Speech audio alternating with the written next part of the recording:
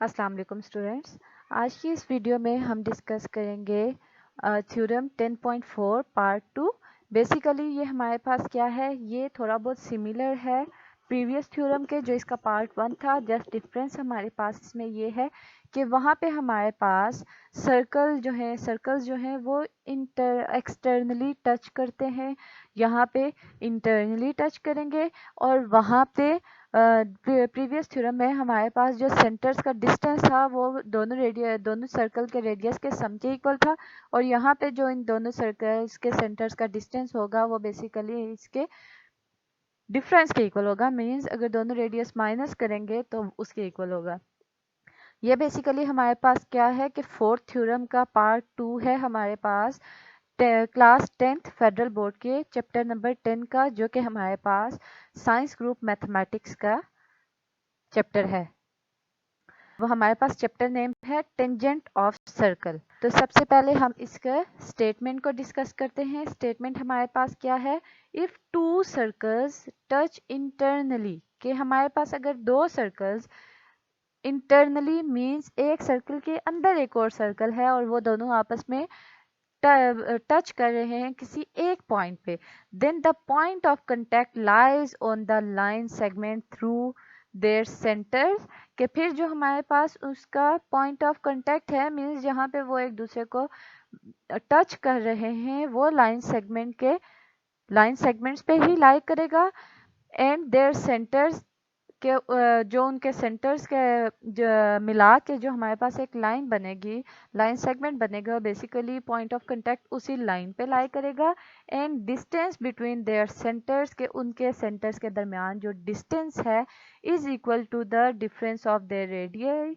Means कि उन दोनों सर्कल्स के रेडियस को अगर सब्ट्रैक्ट करें तो उसके हमारे पास डिस्टेंस जो है वो उन दोनों के रेडियस के डिफरेंस के इक्वल है। मींस माइनस करेंगे तो जो पीछे हमारे पास वैल्यू या जो हमारे पास साइड बचेगी वो हमारे पास बेसिकली, या लाइन बचेगी वो हमारे पास उसका डिस्टेंस होगा सेंटर्स के दरमियान। तो सबसे पहले हम एक डायग्राम बनाएंगे। डायग्राम क्योंकि हमेशा थ्योरम का फर्स्ट स्टेप डायग्राम होता है। सबसे पहले हम गिवन जो हमारे पास होता है थ्योरम में उसको लेके चलते हैं, देन हम उस डायग्राम बनाने के बाद गिवन लिखते हैं, देन टू प्रूव लिखते हैं, एंड देन हम कंस्ट्रक्शन करते हैं अपनी रिक्वायरमेंट्स को देख के। तो हमारे पास क्या होगा कि हमारे पास दो सर्कल्स लिए हैं, एक का सेंटर डी है, दूसरे का सेंटर एफ है, और वो इंटरनली मींस हमारे पास एक सर्कल का डिस्टेंस सेंटर डी है और एक सर्कल का सेंटर एफ है। जो एफ का वाला सर्कल है वो डी वाले सर्कल के बीच में लाई कर रहा है और दोनों सर्कल एक दूसरे को एट पॉइंट सी टच कर रहे हैं। तो हम गिवन लिखेंगे, two circles with centres D and F touch each other internally at point C, के दोनों सर्कल जिनका सेंटर डी और एफ है वो एट पॉइंट सी जो है वो इंटरनली टच कर रहे हैं। So that C D and C F are the radii of two circles. Mean C D हमारे पास जो सर्कल है जिसका सेंटर डी है उसका रेडियस है, एंड सी एफ उस सर्कल का रेडियस है जिसका सेंटर एफ है। अब हमने क्या करना है कि हमारे पास बेसिकली प्रूफ ये करना है कि जो पॉइंट सी है वो सेंटर्स को जब हम ज्वाइन करें, डी और एफ को मींस ज्वाइन करें, तो जब वो लाइन एक्सटेंड हो तो उस लाइन सेगमेंट पे वो पॉइंट लाई करे।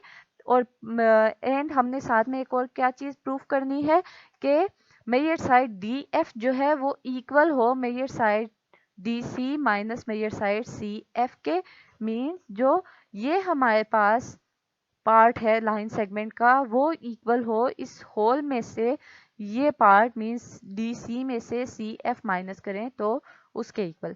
तो हम टू प्रूव किस तरह से लिखेंगे, point C lies on the join of centres D F extended, के डी एफ ज्वाइन करने के बाद उसे एक्सटेंड किया जाए तो वहां तब हमारे पास लाइन सेगमेंट पे लाई करे। And measure side D F is equal to D measure side D C and measure side minus measure side C F.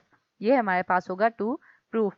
Similarly हम यहाँ पे जैसे हमारे लास्ट थ्योरम में हमने कंस्ट्रक्शन की थी एक टेंजेंट ए सी बी जो कि दोनों सर्कल्स का जो है वो कॉमन टेंजेंट था एट पॉइंट सी, वैसे ही हमने यहाँ पे भी एक टेंजेंट ड्रॉ किया है ए सी बी जो कि दोनों सर्कल का कॉमन टेंजेंट है एट पॉइंट सी, और उसे हम लिखेंगे कैसे, draw tangent A C B at the common as the common tangent to the pair of circle at C। अब हम आगे प्रूफ स्टार्ट करेंगे। बेसिकली प्रूफ पे हमने सबसे पहले प्रूफ ही ये करना है कि ये दोनों सर्कल्स इक्वल हैं, ठीक है। जब वो दोनों सर्कल्स इक्वल होंगे उसके बाद फिर हम नेक्स्ट स्टेप पे जाएंगे। तो बेसिकली अगर देखें तो हमारे पास अब हमने पिछले थ्योरम्स में प्रूफ किया हुआ है कि radius of a circle and tangent of a circle दोनों एक दूसरे के परपेंडिकुलर होते हैं। तो because both circles in touch internally at point C, whereas ACB is the common tangent and CD is the radial segment of first circle। कि अगर हमारा कि क्योंकि अब हमें पता है कि दोनों सर्कल्स एक दूसरे को इंटरनली टच कर रहे हैं एट पॉइंट C, और हमने ये कंस्ट्रक्ट किया है कि ACB जो है वो कॉमन टेंजेंट है, ठीक है। तो हमारे पास जो CD है वो बेसिकली हमारे पास रेडियल सेगमेंट है उस सर्कल का जिसका सेंटर D है, और इसे हमने as a first circle consider कर रहे लिया है। तो क्योंकि हमारे पास radius of circle and tangent of circle एक दूसरे के परपेंडिकुलर होते हैं, इसलिए हम लिखेंगे कि measure angle A C D is equal to 90 degree. अगर अब यहाँ पे अगेन के हम यहाँ पे ए के हिसाब से लिख रहे हैं, बी के हिसाब से भी हम लिख सकते हैं, बट जब हम बी के हिसाब से लिखेंगे तो हम सेकेंड पार्ट में भी बी के हिसाब से ही लिखेंगे, मीन्स बी सी डी और सेकेंड में फिर बी सी एफ होगा, ठीक है। सिमिलरली सबसे पहले तो हमने इसे इक्वेशन 1 कह दिया। सिमिलरली अगर हम देखें तो हमारे पास क्या है कि ए सी बी सी एफ के पे भी परपेंडिकुलर है, क्योंकि सी एफ सेकेंड सर्कल का हमारे पास रेडियस है, और ए सी बी क्योंकि कॉमन टेंजेंट है, और radius of a circle and tangent of a circle जो है वो बेसिकली एक दूसरे के परपेंडिकुलर होते हैं। तो उस हिसाब से हम लिख लेंगे कि measure angle A C F is equal to 90 degree. इसे इक्वेशन 2 कह देंगे।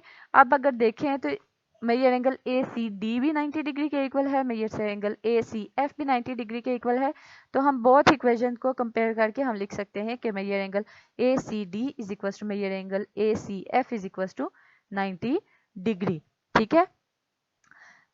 जहाँ पे कि हमारे पास एंगल ए सी डी और एंगल ए सी एफ जो है वो कोइंसाइड है, मींस एक एंगल पे ही अगेन दूसरा एंगल लाई कर रहा है। बिकॉज अगर हम देखें तो सी एफ जो है वो बेसिकली जो हमारे पास पॉइंट एफ है वो डी और सी के बीच में लाई कर रहा है, ठीक है। और अगर देखें तो जो हमारे पास ए सी डी का एंगल के आर्म है सी डी सी एफ भी उसी पे ही लाई कर रहा है, मीन्स ये एक दूसरे के कोइंसाइड हैं, जस्ट उनके जो आर्म्स की लेंथ है उसमें थोड़ा सा डिफरेंस हमारे पास आ रहा है। सो दैट हमारे पास, क्योंकि हमने अगर देखे तो हमने प्रीवियस थ्योरम में भी हमने प्रूफ किया था कि जब लाइन स्ट्रेट लाइन थी तो उसे हमने फिर लिखा था कि वो दोनों जो होल लाइन है वो जो दो पार्ट हैं उन दोनों के सम के इक्वल है। तो क्योंकि C F A C D पे ही लाई कर रहा है, मीन्स कोइंसाइड हो रहे हैं, तो इस हिसाब से हम डी सी को हम लिख सकते हैं D C is equal to measure side D F plus measure side F C. अब हम क्या करेंगे कि जो मेजर साइड एफ सी है वो राइट हैंड साइड पे ऐड हो रही है, लेफ्ट हैंड साइड पे जाके माइनस हो जाएगी, तो उस हिसाब से हमारे पास आ जाएगा measure side D C minus measure side F C is equal to measure side D F. और हम उसे ये भी लिख सकते हैं कि राइट हैंड साइड को left hand side and left hand side को राइट हैंड साइड पे मूव कर दें, तो हमारे पास measure side D F is equal to measure side D C minus measure side F C okay हमने proof करना था। अब ये हमने अगेन इस वजह से ये हमने लाइन लिखी है बिकॉज हमने ऊपर प्रूफ किया है कि हमारे पास ये दोनों एंगल्स कोइंसाइड हैं, ये दोनों एंगल 90 डिग्री के इक्वल हैं। तो हमने मतलब जो इसने ये ड्रॉ किया है वो यही मतलब बता रहा है कि वो सेम लाई कर रहे हैं, मतलब कोइंसाइड हैं एंगल्स। तो इसीलिए मैंने ऊपर ये कहा था कि अगर हम ए के बजाय बी को लिखेंगे तो दोनों एंगल्स में बी को ही कंसीडर करेंगे। अगर ए कंसीडर कर रहे हैं तो दोनों जो हमारे पास केसेस होंगे उसमें ए लेंगे, और अगर बी ले रहे हैं दोनों केसेस में बी लेंगे, बिकॉज हमने कोइंसाइड इन्हें आगे लेके चलना है, जिसके थ्रू हमने ये थ्योरम प्रूफ करना है। और हमारे पास यही रिक्वायरमेंट थी। हमने टू प्रूव में लिखा था कि सी जो है वो लाई कर रहा है हमारे पास जब डी एफ को एक्सटेंड किया जाए, जो कि हमने यहाँ पे ये प्रूफ किया है, और साथ में सेकंड पार्ट भी प्रूफ किया है, जो कि हमारे पास रिक्वायरमेंट थी, जो कि थ्योरम में हमसे मांगी गई थी रिक्वायरमेंट कि ये चीज़ प्रूफ। अगर आपको कोई भी क्यूरी हो तो कमेंट सेक्शन में पूछ सकते हैं। एंड अगर वीडियो अच्छी लगे तो लाइक शेयर एंड सब्सक्राइब कर दें, एंड बेल आइकन को दबा दें ताकि आपको मेरी आने वाली वीडियो सबसे पहले मिल जाए। Thank you.